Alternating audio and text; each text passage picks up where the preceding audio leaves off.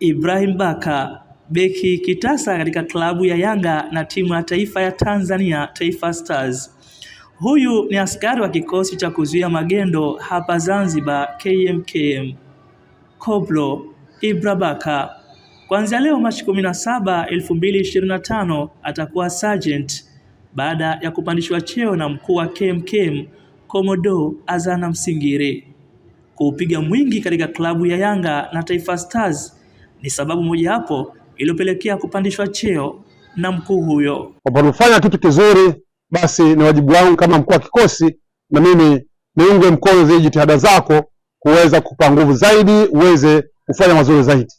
Na hicho ndicho kilichonivutia mimi Komodo Msingiri kutoa maamuzi haya ya kumpandisha ngazi mojawapo kutoka LS kuwa PO. Kwa hivi sasa sina budi kushukuru kikosi changu kwa kuweza kunisupport kwa kila hatua ambayo napita.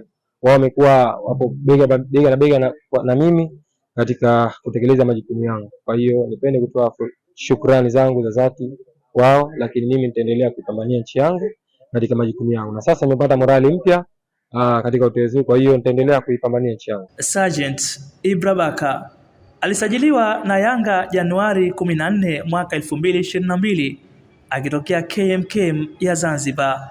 Abubakar Khatibu Kisandu, TBC Zanzibar.